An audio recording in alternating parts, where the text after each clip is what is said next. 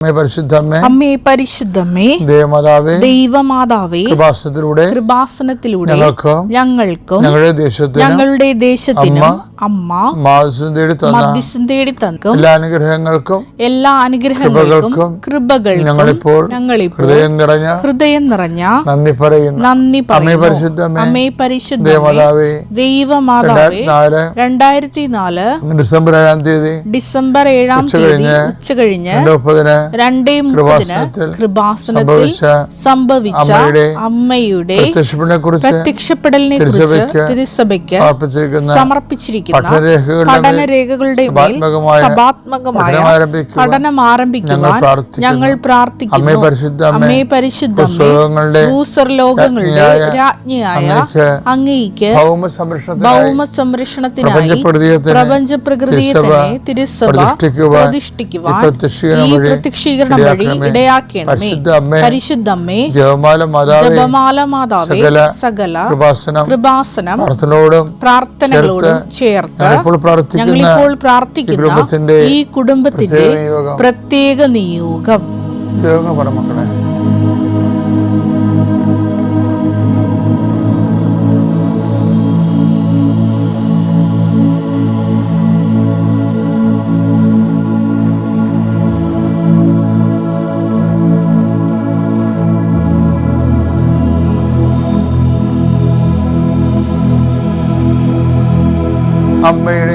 അമ്മയുടെ പ്രത്യക്ഷീകരണത്തിന്റെ ഈ അനുഗ്രഹവേളയിൽ ഞങ്ങൾക്ക് സാധിച്ചു തരുവാൻ കനിയണമേ. എന്റെ കർത്താവിന്റെ ഉന്നതമായ നാമത്തിന് സ്വസ്ത്രം ചെയ്യുന്നു.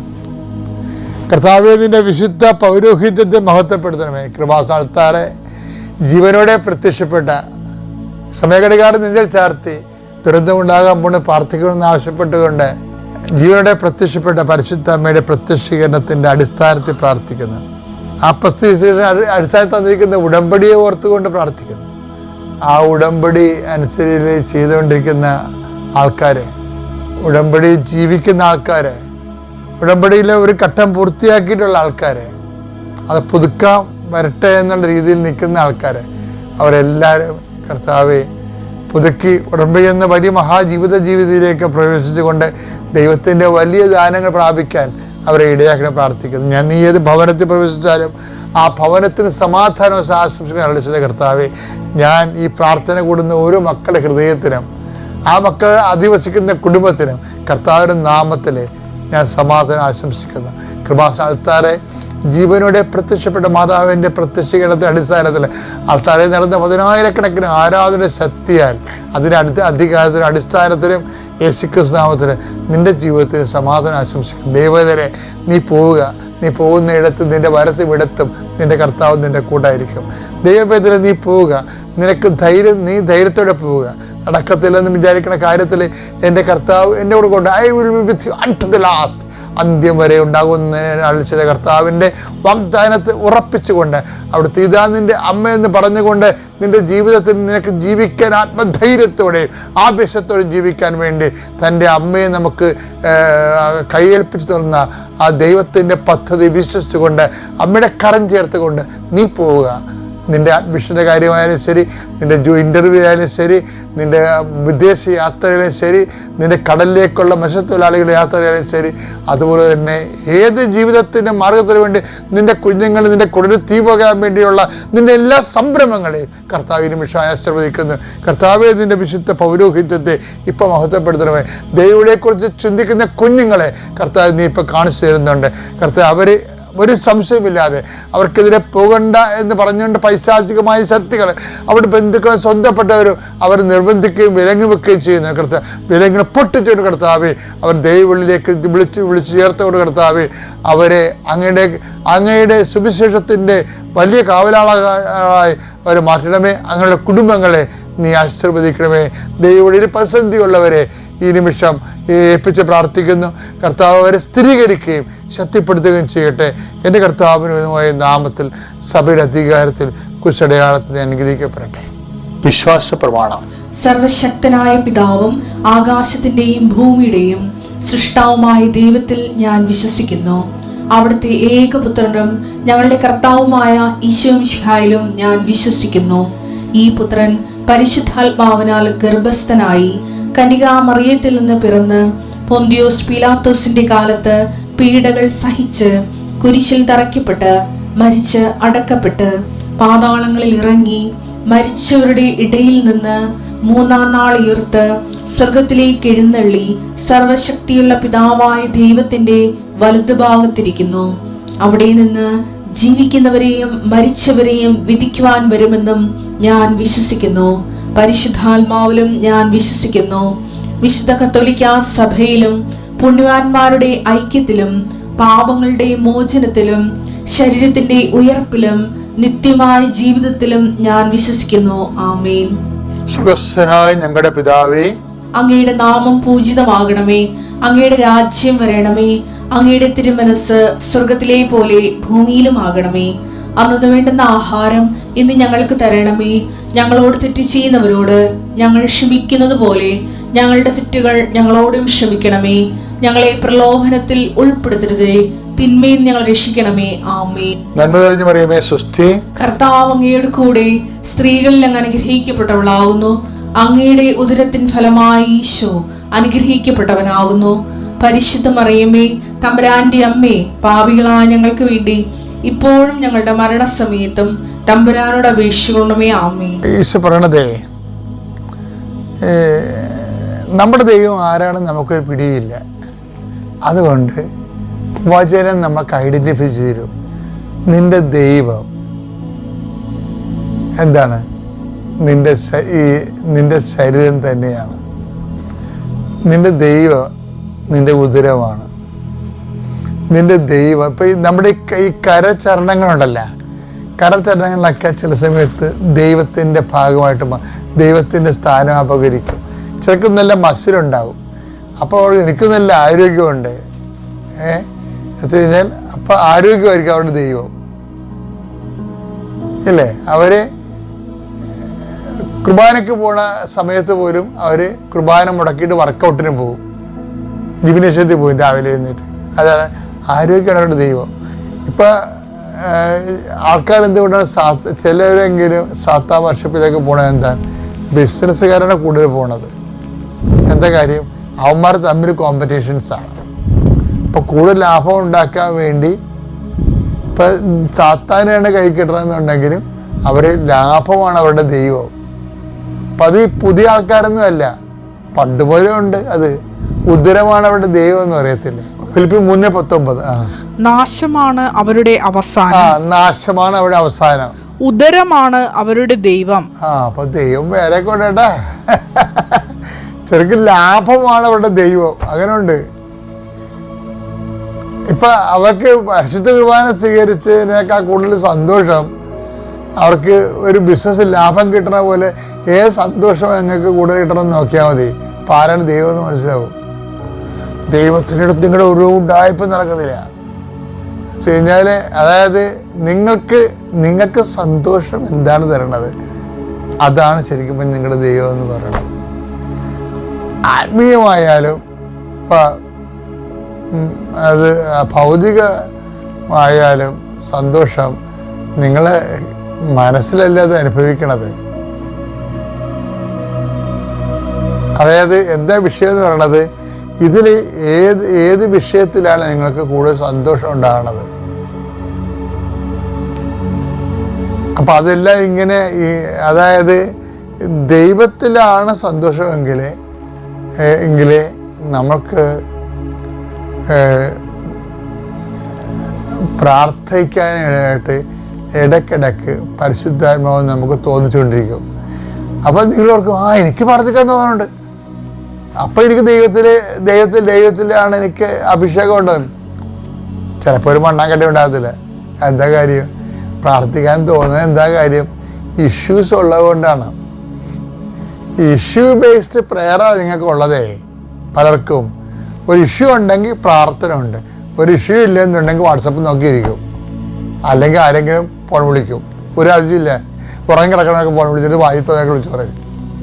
അതിൻ്റെ അർത്ഥം എന്ന് പറയുന്നത് എന്താ വെച്ചാൽ നിങ്ങൾക്ക് ഇതുപോലെ സമ്മർദ്ദം ഉണ്ടെങ്കിൽ മാത്രമേ ദൈവമുള്ളൂ. സമ്മർദ്ദം ഇല്ല എന്നുണ്ടെങ്കിൽ പിന്നെ അമ്യൂസ്മെൻ്റ് ഒക്കെയാണ്. അതൊക്കെയാണ് പ്രശ്നം. എന്ന് വെച്ച് കഴിഞ്ഞാൽ പരിശുദ്ധാത്മാവ് നിറഞ്ഞ വ്യക്തിയാണെങ്കിൽ വെറുതെ ഇരിക്കുമ്പോൾ തന്നെ ഇടയ്ക്കൊക്കെ ദൈവത്തെക്കുറിച്ച് ഓർക്കണമെന്ന് തോന്നും. അഥവാ നമ്മളൊന്ന് ഫ്രഷായി കഴിഞ്ഞാൽ അപ്പം ദൈവത്തെ ഓർക്കും നമ്മൾ. എന്നാൽ കർത്താവിനടുത്ത് പോയി കുറച്ച് നേരം ഇരുന്നേക്കാം, ഒരു കാര്യമില്ലേ പോയി ഇരുന്നേക്കാം, 2 വാർത്തകളൊക്കെ പറഞ്ഞിരിക്കാം എന്ന് പറയും. അപ്പോൾ ഒരു ജവാനെടുത്ത് എലിയേക്കാം, ഒരു കാര്യമില്ലാതെ ജവമാന ചെല്ലണമെന്നും പ്രാർത്ഥിക്കണമൊക്കെ തോന്നുമ്പോൾ ഓർക്കുക നിങ്ങൾ ദൈവത്തിൻ്റെ കൂടെയാണ് ജീവിക്കണം. ഓക്കെ അല്ലേ? Thank you. എൻ്റെ പേര് സിനി, ഞാൻ ഒല്ലൂരിൽ നിന്ന് വരുന്നു. ഞങ്ങൾ 2019 ഫെബ്രുവരിയിലാണ് ഇവിടെ വന്ന് ഉടമ്പടി എടുത്തത്. ആ സമയത്ത് ബിസിനസ് വളരെ മോശമായ സ്ഥിതിയിലായിരുന്നു പോയിരുന്നത്. ഉടമ്പടി എടുത്ത് മാസങ്ങൾക്കുള്ളിൽ തന്നെ ബിസിനസ് നല്ല രീതിയിൽ പോകാൻ തുടങ്ങി. ആ സമയത്ത് ഹസ്ബൻഡ് ഇവിടെ വന്ന് സാക്ഷ്യപ്പെടുത്തിയിരുന്നു.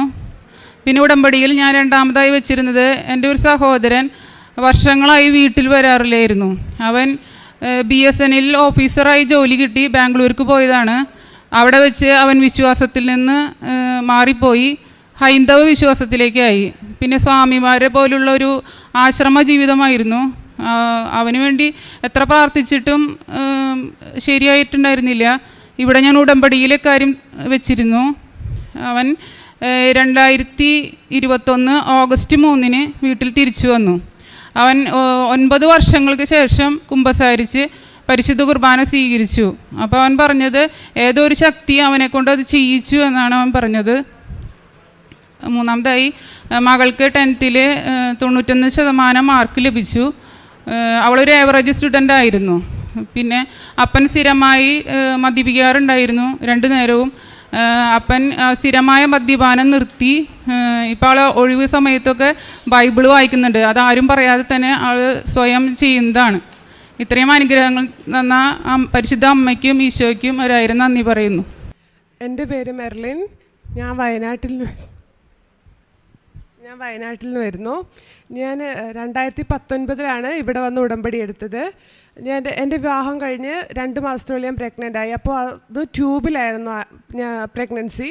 അപ്പോൾ ഞങ്ങൾ അറിഞ്ഞില്ല. 1 മാസം കഴിഞ്ഞപ്പോഴത്തേനും ട്യൂബ് റപ്ചറായി സർജറി ചെയ്ത് ലെഫ്റ്റ് ട്യൂബ് എടുത്തു കളഞ്ഞു. അതുകൂടാതെ എനിക്ക് PCOD ഉണ്ടായിരുന്നു. ഓൾമോസ്റ്റ് ഞങ്ങൾ 1 ഇയറിനടുത്ത് ട്രീറ്റ്മെൻറ്റ് എടുത്തു. പക്ഷേ ഒരു ഇമ്പ്രൂവ്മെൻറ്റും ഉണ്ടായില്ല. അത് കഴിഞ്ഞ് ഞങ്ങൾ ഇവിടെ വന്ന് ഉടമ്പടി എടുത്ത് പ്രാർത്ഥിച്ചതിൻ്റെ ഫലമായി ഉടമ്പടി ജനുവരി മാസത്തിലാണ് എടുത്തത്. പിറ്റേ വർഷം ജനുവരിയിൽ കറക്റ്റ് 1 വർഷമായപ്പോൾ ഞാൻ പ്രഗ്നൻ്റ് ആണെന്നറിഞ്ഞു. ഞങ്ങൾക്കൊരു പെൺകുഞ്ഞിനെ നൽകി ദൈവം അനുഗ്രഹിച്ചു. ഞങ്ങളിവിടുന്ന് ഉടമ്പടി എടുത്തപ്പോൾ നിയോഗം വെച്ചിട്ടുണ്ടായിരുന്നു, കൊച്ചിന് പെൺകുഞ്ഞാണെങ്കിൽ മാതാവിൻ്റെ പേരിടാമെന്ന് പറഞ്ഞു. അതുപോലെ മരിയ എന്നവർക്ക് പേരിടുകയും ചെയ്തു. ഇവിടെ വന്ന് ഉടമ്പടി എടുത്തപ്പോൾ അച്ഛൻ അന്ന് വയറേ തൊട്ട് പ്രാർത്ഥിച്ചിട്ടുണ്ടായിരുന്നു, ഒന്നും പേടിക്കണ്ട എല്ലാം ശരിയാവുമെന്ന് പറഞ്ഞു. അതുപോലെ തന്നെ മാതാവ് ഞങ്ങൾക്കൊരു പെൺകുഞ്ഞിനെ നൽകി അനുഗ്രഹിച്ചു. പിന്നെ വേറൊരു സാക്ഷ്യം പറയാനുള്ളത്, എനിക്ക് OET ഫസ്റ്റ് അറ്റംപ്റ്റ് ക്ലിയർ ചെയ്യാൻ പറ്റി. ഇപ്പോൾ അടുത്ത തിങ്കളാഴ്ച ഞാൻ അയർലൻഡിലേക്ക് പോവുകയാണ്. എൻ്റെ പ്രോസസ്സിങ്ങിൽ ത്രൂ ഔട്ട് എല്ലായിടത്തും മാതാവിൻ്റെ പ്രത്യേക അനുഗ്രഹം ഉണ്ടായിരുന്നു. ഇൻ്റർവ്യൂവിനാണെങ്കിലും എക്സാംസിനാണെങ്കിലും ഒക്കെ ഞാൻ കാശ് രൂപം വെച്ചിട്ടാണ് പ്രാർത്ഥിച്ചതും പഠിച്ചതും. അതിൻ്റേതായ അനുഗ്രഹം മുഴുവൻ എനിക്ക് പ്രോസസ്സിങ്ങിലുണ്ടായിരുന്നു. പിന്നെ ഞാനൊരു 5ാം ക്ലാസ്സിൽ പഠിക്കുമ്പോൾ എനിക്ക് ഫുഡ് അലർജി ഉണ്ടായിരുന്നു. പ്രഗ്നൻസിയോടെ വിത്തൗട്ട് ട്രീറ്റ്മെൻറ്റ് എനിക്ക് ഫുഡ് അലർജി മാറിക്കിട്ടി. അമ്മയ്ക്കും തിരുക്കുമാരനും ഞങ്ങൾക്ക് ചെയ്തുതന്ന എല്ലാ അനുഗ്രഹങ്ങൾക്കും നന്ദി അറിയിക്കും. എത്ര വർഷമായിട്ടുള്ള അലർജിയാണത്? Almost 20 വർഷമായിട്ടുള്ള food അലർജിയാണ് മാറിക്കിട്ടിയത്. എൻ്റെ പേര് അഞ്ജു. ഞാൻ വരുന്നത് എറണാകുളം വൈപ്പിനിൽ നിന്നാണ്. കഴിഞ്ഞ നവംബറിലാണ് ഞാൻ വന്നിട്ട് ഉടമ്പടി എടുക്കുന്നത്. അപ്പോൾ അതിനൊരു 3 മാസം മുൻപായിട്ട് എനിക്ക് കോവിഡ് വന്നായിരുന്നു. അതിൻ്റെ ആഫ്റ്റർ എഫക്റ്റ് ആണോ എന്താണോ എന്ന് അറിയില്ല. കാലിൻ്റെ നഖം പൊട്ടിയിട്ട് അത് ഭയങ്കരമായിട്ട് ഇൻഫെക്ഷനായി. അപ്പം ഞാൻ തന്നെ പൊടിക്കൈകളൊക്കെ ചെയ്യാൻ തുടങ്ങി, ഓയിൻമെൻറ്റും കാര്യങ്ങളൊക്കെ ഉപയോഗിച്ചു. പക്ഷെ എന്നിട്ട് ഒരു മാറ്റം ഉണ്ടായിരുന്നില്ല. ലാസ്റ്റ് ഞങ്ങൾ ഹോസ്പിറ്റലിൽ പോയി. അപ്പോൾ അവിടെ നിന്നും ഒരു ഓയിൻമെൻറ്റും കാര്യങ്ങളൊക്കെ തന്നായിരുന്നു. പക്ഷെ എന്നിട്ടും ഒരു മാറ്റം ഉണ്ടായിരുന്നില്ല. അപ്പോൾ എന്നിട്ട് പച്ചമരുന്നുകൾ ഉപയോഗിച്ചു, എന്നിട്ടും മാറ്റമൊന്നും ഉണ്ടായിരുന്നില്ല. അപ്പോൾ അങ്ങനെ ഇരിക്കെ ഞങ്ങൾ നവംബറിൽ കൃപാസനത്തിലേക്ക് വന്നു, ഉടമ്പടി എടുത്തു. ഉടമ്പടിയിൽ നിയോഗം വെച്ചിട്ടുണ്ടായിരുന്നു. ആ നിയോഗം വെച്ചപ്പോൾ അമ്മയുടെ ഉടമ്പടി തൈലം എല്ലാ ദിവസവും രാവിലെയും വൈകുന്നേരവും പിന്നെ ഓർക്കുമ്പോഴൊക്കെ വിശ്വാസ പ്രമാണവും നന്മ നിറഞ്ഞ മറിയമേയും ചൊല്ലിയിട്ട് കുരിശ് വരച്ച് കാലിൽ പ്രാർത്ഥിക്കുമായിരുന്നു. അതിൻ്റെ ഫലമായി അത് മുഴുവനായിട്ടും ഹീലിംഗ് ആയി. ഇപ്പോൾ ഒരു പാട് പോലും എൻ്റെ തള്ളവിരലിൽ പല്ല് കാണാൻ പറ്റുന്നില്ല, അത്രയ്ക്കും ഹീലിംഗ് ആയി. ഭയങ്കര ഒരു അവസ്ഥയിലായിരുന്നു. വെള്ളവും അതുപോലെ തന്നെ പൊട്ടി ഒട്ടും പൊറുക്കാത്തൊരു വല്ലാത്തൊരവസ്ഥയിലായിരുന്നു. ചെറിയ മുറിവാണെങ്കിലും ഭയങ്കരമായിട്ടുള്ള ബുദ്ധിമുട്ട് ഞാൻ അനുഭവിച്ചിരുന്നു. പിന്നെ എനിക്ക് പറയാനുള്ളത്, 16 വർഷമായിട്ട് ഞാൻ മുടി കൊഴിച്ചിൽ മൂലം ഞാൻ വിഷമത അനുഭവിക്കുകയാണ്. അതായത് ഏകദേശം 6ാം ക്ലാസ്സിൽ പഠിക്കുമ്പോൾ മുതൽ എനിക്ക് ഭയങ്കര മുടി കൊഴിച്ചിലായിരുന്നു. അതും ഞാൻ നിയോഗത്തിൽ വെച്ചിരുന്നു. അപ്പോൾ ഇപ്പോൾ 1 മാസമായിട്ട്, ഉടമ്പടി കഴിഞ്ഞ് 3 മാസം കഴിഞ്ഞു, അതിനുശേഷം 1 മാസമായിട്ട് ഇപ്പോൾ എനിക്ക് ഒരു മുടി പോലും കൊഴിയുന്നില്ല എന്നുള്ളതാണ്. എനിക്ക് ട്രാവൽ ചെയ്യാം. എനിക്ക് 16 വർഷമായിട്ടുള്ള മുടി കൊഴിച്ചിലാണ്. ഇപ്പം എനിക്ക് എവിടെ വേണമെങ്കിലും പോകാം, ഒരു മുടി പോലും പോകുന്നില്ല. അതെന്തൊരു അത്ഭുതമാണെന്നാണ് ഞാൻ ഓർക്കുന്നത്. ഒരു മുടി പോലും പോകുന്നില്ല, അത്രയ്ക്ക് മുടി പോകുമായിരുന്നു. കുളിച്ചു കഴിഞ്ഞാൽ വല്ലാത്തൊരിതായിരുന്നു അത്. പക്ഷെ ഇപ്പോൾ ഒരു മുടി പോലും പോകുന്നില്ല എന്നുള്ളത് എനിക്കൊരു അത്ഭുതം തന്നെയാണ്. പിന്നെ എനിക്ക് പറയാനുള്ളത്, എൻ്റെ അനിയത്തിക്ക് പെട്ടെന്ന് ഒരു 2 മാസമായിട്ട് ഭയങ്കര നടുവേദനയായിരുന്നു. നടുവേദന എന്ന് പറഞ്ഞാൽ അസഹനീയമായ വേദന.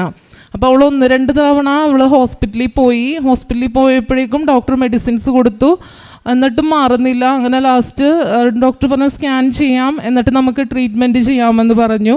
തൽക്കാലത്തേക്ക് മരുന്ന് കൊടുത്തു വിട്ടു. ഒരു ദിവസം അവൾക്ക് ഒട്ടും പറ്റണില്ല, എണീക്കാനും ഇരിക്കാനും നടക്കാനും പറ്റാത്തൊരവസ്ഥ. അപ്പം ഞാൻ അനുവിനോട് പറഞ്ഞു, അവളിപ്പോൾ പറഞ്ഞു നമുക്ക് ഹോസ്പിറ്റലിൽ പോകാം, എനിക്ക് ഒട്ടും പറ്റുന്നില്ല എന്ന് പറഞ്ഞു. അപ്പം ഞാൻ പറഞ്ഞു, അനു എൻ്റെ അടുത്ത് അമ്മയുടെ കാശുരൂപം ഉണ്ടല്ലോ, നമുക്കൊന്ന് വെച്ച് പ്രാർത്ഥിക്കാം, എന്നിട്ട് മാറിയില്ല എന്നുണ്ടെങ്കിൽ നമുക്ക് ഹോസ്പിറ്റലിലേക്ക് പോകാമെന്ന് പറഞ്ഞു. അപ്പോൾ അനു പറഞ്ഞു ആ ശരി എന്ന് പറഞ്ഞു. അങ്ങനെ അവളോട് ഞാൻ പറഞ്ഞു നിനക്ക് വിശ്വാസം ഉണ്ടോ എന്ന് ചോദിച്ചു. അപ്പോൾ അവൾ പറഞ്ഞു എനിക്ക് വിശ്വാസം ഉണ്ടെന്ന് പറഞ്ഞു. അപ്പോൾ ഞാൻ പറഞ്ഞു എന്നാൽ നീ വിശ്വാസ പ്രമാണം ചൊല്ലിക്കോ. ഞാൻ 7 നന്മ നിറഞ്ഞ മറിയമേയും 7 സ്വർഗസ്ഥനായും ചൊല്ലിയിട്ട് ആ കാശുരൂപം അവളുടെ നടുവിൽ വെച്ചു. അപ്പോൾ അവൾ പറഞ്ഞു ഇതിന് ഭയങ്കര ചൂട്, അസഹനീയമായ ചൂട് വരുന്നെന്ന് പറഞ്ഞു, ഭയങ്കര ചൂടെന്ന് പറഞ്ഞു. അപ്പോൾ ഞാൻ പറഞ്ഞു നീ എന്തേ പറയുന്നത്, കാശുരൂപം പിടിച്ചേക്കണ ഞാനല്ലേ, അത് തണുത്താണല്ലോ ഇരിക്കുന്നത്, എനിക്ക് ചൂടില്ലല്ലോ. അപ്പോൾ പറഞ്ഞു ഇല്ല എനിക്ക് ഭയങ്കര ചൂട്, നടുവിന് ഭയങ്കര ചൂടെന്ന് പറഞ്ഞു. അപ്പോൾ ഞാൻ പറഞ്ഞു ചിലപ്പോൾ അമ്മ സൗഖ്യം തന്നതാണെങ്കിലോ, ചിലപ്പോൾ അങ്ങനെ ആയിരിക്കാമെന്ന് പറഞ്ഞു. അങ്ങനെ അവൾ അത് പറഞ്ഞിട്ട് പതുക്കെ ഒന്ന് എണീറ്റ് കഴിഞ്ഞപ്പോഴേക്കും ഇവൾ കരയാൻ തുടങ്ങി. അപ്പം ഞാൻ ചോദിച്ചാൽ എന്ത് പറ്റിയേനോ എന്ന് ചോദിച്ചപ്പോഴേക്കും പറഞ്ഞു എൻ്റെ നടുവേദന മാറി എന്ന് പറഞ്ഞു. ഇപ്പോൾ ഈ നിമിഷം വരെയായിട്ടും അവൾക്ക് ആ നടുവേദന വന്നിട്ടില്ല.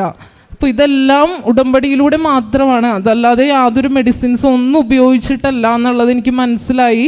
അപ്പോൾ ഈ ഒരു അനുഗ്രഹം തന്ന പരിശുദ്ധ അമ്മയ്ക്കും ഈശോയ്ക്കും ഒരുപാട് നന്ദി ഞാൻ ഈ നിമിഷം അറിയിക്കുക. അപ്പം ചിലർ പറയും അച്ഛാ സഹിക്കാൻ പറ്റണില്ല, പൊറുക്കാൻ പറ്റാത്ത അവസ്ഥയാണ്, എന്നാൽ നിനക്ക് കുറച്ച് നാൾ പ്രാർത്ഥനാ ജീവിതം നയിക്കാൻ പറ്റും. ഭാര്യാഭർത്താക്കന്മാർ തമ്മിൽ കുറച്ച് നാൾ അകന്ന് ജീവിക്കാൻ ബൈബിൾ പറയുന്നുണ്ട്. അത് പ്രാർത്ഥനാ ജീവിതത്തിനാണ് പറയുന്നത്. അപ്പം നിങ്ങളവർക്കും ശാരീരിക സംയോഗ വിഷയം തന്നെ അല്ല ശരിക്കും പറഞ്ഞാൽ. ശരീരത്തിനകന്ന് താമസിക്കുന്നതിൻ്റെ ഉദ്ദേശം എന്ന് പറയണത്, സെപ്പറേറ്റ് ചെയ്ത് ജീവിക്കുന്നതിൻ്റെ ഉദ്ദേശം എന്ന് പറയണത് പ്രാർത്ഥനാ ജീവിതമാണ്. പ്രാർത്ഥനാ ജീവിതം കൊണ്ടും അവൻ ശരിയായില്ലെങ്കിൽ നിനക്ക് സഭയോട് പറയാം. സഭയാണ് പിന്നെ തീരുമാനിക്കുന്നത് കർത്താവ് യോജിപ്പിച്ചതാണ് അല്ലേ, അതിൻ്റെ കണ്ടീഷൻസ് ഉണ്ടോ ഇല്ലേ. അപ്പോൾ സഭ കൂടി നിനക്ക് അത് കൺഗ്രസ് തന്നാൽ പിന്നെ നമ്മൾ ഫ്രീ ആയി. എന്താ കാര്യം, നമുക്കിവിടെ 10-50 കൊല്ലം ജീവിച്ചാൽ പോരല്ലോ. ഞാൻ നിത്യതയെക്കുറിച്ച് പറയുമ്പോൾ നിങ്ങളവർക്ക് ഈ അച്ഛൻ എന്താണ് എപ്പോഴും നിത്യതയെക്കുറിച്ച് പറയുന്നത്, ജീവിതമല്ലേ പ്രശ്നം. കഴിഞ്ഞ പ്രാവശ്യം എന്താ പറഞ്ഞത്, നിത്യജീവിതം തുടങ്ങണത് ഇവിടുന്ന് തന്നെ തുടങ്ങുകയാണെന്ന് പറഞ്ഞില്ലേ. അതിൻ്റെ കാര്യം എന്ന് വെച്ച് കഴിഞ്ഞാൽ ഇവിടെ തുടങ്ങാത്തൊരു ജീവിതം നമുക്കില്ല. ഇവിടെ നിത്യജീവിതം തുടങ്ങിയ ആൾക്കാരുടെ കണ്ടിന്യൂഷനാണ് ശരീരം ആവശ്യമില്ലാത്ത ഒരു ജീവിതാവസ്ഥകളിലേക്ക് ദൈവത്തിൻ്റെ കൂടെ നമ്മൾ ജീവിക്കുന്നത്. അപ്പോൾ ഇതിനെക്കുറിച്ച് നിങ്ങൾക്ക് വ്യക്തത ഉണ്ടാകണം. അപ്പം ഞാൻ മാതാവിൻ്റെ പ്രത്യക്ഷീകരണത്തെക്കുറിച്ച് ഇടയ്ക്കിടയ്ക്ക് പറയണത് എന്തുകൊണ്ടാണ്, മാതാവിൻ്റെ പ്രത്യക്ഷീകരണം സമയഘടികാരം നെഞ്ചിൽ ചാർത്തി ദുരന്തമുണ്ടാകാൻ പോണ പ്രാർത്ഥിക്കണം നമ്മ പറഞ്ഞതിൻ്റെ പിന്നിലാണ്. അത് പ്രതിഷ്ഠിക്കപ്പെട്ടപ്പോഴും ആണ് അമ്മ അതിൻ്റെ അടുത്ത ഘടകമായിട്ട് ഉടമ്പടി തന്നിരിക്കുന്നത്. പ്രത്യക്ഷീകരണത്തിൻ്റെ അടയാളമാകാൻ വേണ്ടി ഉടമ്പടി തന്നിരിക്കുന്നത്. അപ്പോൾ എപ്പോഴും ഉടമ്പടി എടുത്തിട്ടുള്ളവരും ഉടമ്പടി ജീവിക്കുന്നവരും ശ്രദ്ധിക്കണം, ഞാൻ മാതാവിൻ്റെ പ്രത്യക്ഷീകരണത്തിൻ്റെ സാക്ഷിയാണെന്ന്. മാതാവിൻ്റെ പ്രത്യക്ഷീകരണത്തിൻ്റെ സാക്ഷി എന്ന് വെച്ച് കഴിഞ്ഞാൽ അവസാന കാലങ്ങളിലെ കളറാണ് ഈ കാണുന്നത്. കണ്ടില്ലേ, അവസാന കാലങ്ങളിൽ വെടിയും പുകയും കണ്ടില്ലേ, കൊടുങ്കാറ്റും എല്ലാം. നമ്മൾ എന്താ പറയുക, പ്രപഞ്ച പ്രകൃതിയുടെ മാതാവേ. ഇപ്പം നമ്മൾ എന്താ പറയുക, ഇപ്പം ഐശ്വര്യ, അതായത് ഡോക്ടർ ഐശ്വര്യ എന്ന് പറഞ്ഞൊരു മോഡി ദിവസം സാക്ഷ്യം പറഞ്ഞു. അപ്പോൾ അവർ ഡോക്ടർ ഐശ്വര്യ, അപ്പോൾ അവർ 2016 അന്നത്തെ മരിയൻ തപസ്സുദേനം കൂടിയതാണ്. അവർക്ക് അങ്ങനെ MBBS കരിബിയൻ ദ്വീപിലെ അഡ്മിഷൻ കിട്ടി. അവരങ്ങനെ പോയി അവിടെ പഠിച്ച് ഡോക്ടറായി. അപ്പം കരീബിയൻ ദ്വീപിലേക്ക് ഒരു ഹരിക്കെയിൻ വന്നു. ഹരിക്കെയിൻ എന്ന് പറയുന്നത് എന്താണ്? ഈ കൊടിയ ചുഴലിക്കാറ്റ്. അപ്പം മണിക്കൂറിന് 110 കിലോമീറ്ററാണ് അതിൻ്റെ വേഗത. അപ്പം നമ്മൾ ഈ വന്ന് കെട്ടിടമൊന്നും കാണത്തില്ല, ഇങ്ങനെ നക്കി എടുത്തോണ്ട് പോയി കളയും, ഒരെണ്ണം പോലും അവശേഷിക്കത്തില്ല. അപ്പം കരീബിയൻ ദ്വീപിലേക്ക് ഈ ചുഴലിക്കാറ്റ് വരുന്ന ഹരിക്കെയിൻ വരുന്നെന്ന് കേട്ടപ്പോൾ തന്നെ എല്ലാവരും, ഇപ്പം ഇറാനിൽ നിന്ന് കുറേ ആൾക്കാർ നാടുവിട്ട് പോകണില്ലേ, 50% ആൾക്കാർ ഒഴിഞ്ഞു പോയി.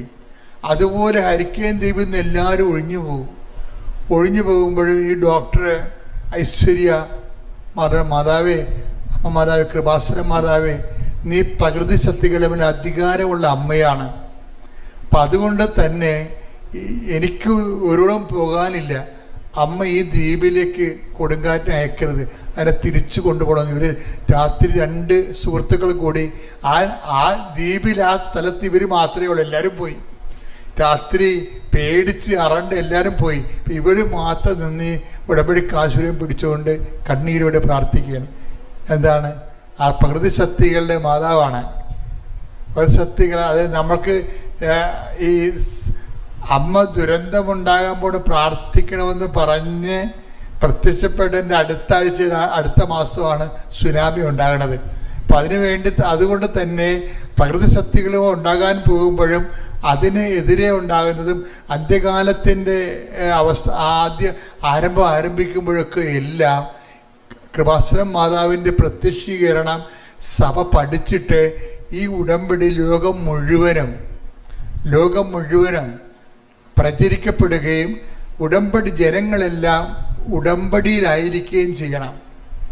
കർത്താവിൻ്റെ അന്ത്യകാല വരവിൽ എല്ലാവരും ദൈവത്തോട് ഉടമ്പടി ജീവിതം ജീവിച്ച് വിശുദ്ധിയിലാണ്, വിശുദ്ധി നൽകുന്ന സംരക്ഷണത്തിലാണ് നമ്മൾ ദൈവത്തെ മനുഷ്യരാശി കണ്ടെത്തണതും മുഖാമുഖം ദർശിക്കണതും. അപ്പോൾ ഒരു മുഖാമുഖം ദർശിക്കുക എന്നുള്ള ഒരു വിഷയം എനിക്ക് പറയാതിരിക്കാൻ പറ്റത്തില്ല. കാര്യം നിങ്ങൾ പറയുമ്പോൾ സാധാരണ വിഷയമായിരിക്കും ഞാൻ ആദ്യം പറയണത്, ചെന്ന് എത്തണത് എവിടെയാണ്. ചില ചിട്ടിയും പട്ടിയും കൊട്ടയൊക്കെ പറയത്തുള്ളൂ ആദ്യം, പക്ഷെ ചെന്ന് എത്തണത് എവിടെയാണ് നിങ്ങൾ നോക്കണം. എവിടെയാണ്? നിത്യതയിലുമായിട്ടുള്ള ബന്ധത്തിലാണ്. നിങ്ങളെ ഊട്ടിയുറപ്പിക്കാൻ വേണ്ടിയാണ് നിങ്ങൾ ഗ്യാപ്പില്ലാത്ത നിങ്ങൾ എൻ്റെ സ്നേഹത്തിൽ നിലനിൽക്കുമെന്ന് പറയണത്. അപ്പം നിങ്ങളെപ്പോഴും നമ്മുടെ മുമ്പിൽ എപ്പോഴും പ്രാർത്ഥിക്കണം, കർത്താവേ എൻ്റെ ജീവിത ആവശ്യം കഴിഞ്ഞാലും അങ്ങയുടെ ഉടമ്പടി നിലനിൽക്കാൻ എന്നെ സഹായിക്കണമേ. ഇതുമാത്രം മനുഷ്യരാണെന്നറിയാവോ? ഞാൻ ഫിലാഡൽഫിയ ധ്യാനിച്ചുകൊണ്ടിരിക്കുകയാണ്. അപ്പോഴ് അമ്മ പറഞ്ഞു, അടുത്ത ധ്യാനം അഗ്നിസ്നാന ധ്യാനമാണ്, മരിയൻ അഗ്നിസ്നാന ധ്യാനമാണെന്ന് പറഞ്ഞു. ഞാൻ മറന്നുപോയപ്പോഴേ ഭയങ്കര തിരക്കായിരുന്നു. ഞാൻ എൻ്റെ ഡയറിയെ കുറിച്ചിട്ട് മരിയൻ അഗ്നിസ്നാന ധ്യാനം എന്തിനാണ്? നിത്യ ഉടമ്പടിക്ക് അഗ്നിസ്നാന സ്നാനമെന്ന്. അതായത് നിത്യ ഉടമ്പടി, അതായത് ചില ആൾക്കാർക്ക് നിത്യമായിട്ട് ഉടമ്പടി ജീവിക്കണമെന്ന് ആഗ്രഹമുണ്ട്. ഇവിടെ തന്നെ എന്തുമാത്രം ആൾക്കാർ പറയും, ഞങ്ങൾ കുടുംബവും ഇനി നിത്യമായിട്ട് ഉടമ്പടി തന്നെ ജീവിക്കും, ഞങ്ങളുടെ ജീവിതം ഇനി ഉടമ്പടി ജീവിതമാണ്, മരണം വരെ ഞങ്ങൾ ഉടമ്പടി ജീവിക്കുക എന്നൊക്കെ പറയുന്നില്ലേ. അപ്പം നിത്യ ഉടമ്പടിക്ക് മരിയൻ ഇപ്പോൾ പുതിയ നമുക്ക് കെട്ടിടങ്ങളൊക്കെ രൂപപ്പെട്ട് വരുന്നു. അപ്പോൾ നമുക്ക് താമസിച്ചുള്ള ധ്യാനം ഉണ്ടാകും. അതെന്താണ്? മരിയൻ അഗ്നിസ്നാന ധ്യാനമാണ്. എന്തിനാണ്? നിത്യ ഉടമ്പടി ജീവിക്കാൻ ആഗ്രഹിക്കുന്നവർക്ക്. അതായത് എപ്പോഴും നമ്മൾക്ക് എപ്പോഴും നമ്മൾ ശ്രദ്ധിക്കേണ്ടത്, ദൈവത്തിന്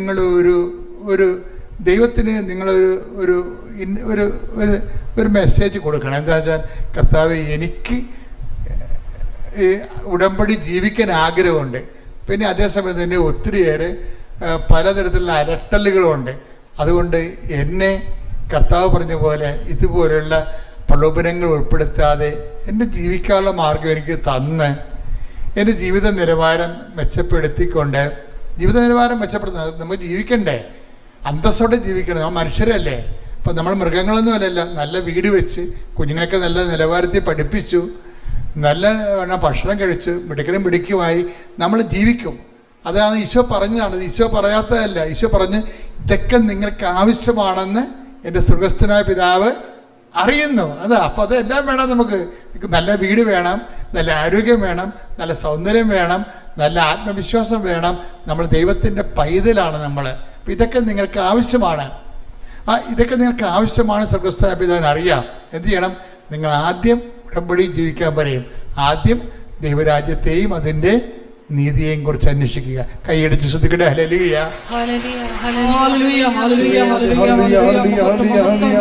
ഹല്ലേലൂയ, ഹല്ലേലൂയ, ഹല്ലേലൂയ. യേശുവേ നന്ദി. ഹല്ലേലൂയ, ഹല്ലേലൂയ. ആത്മാവേ, ആത്മാവേ, ഞങ്ങളിൽ നിറയണമേ. ആത്മാവേ, ആത്മാവേ,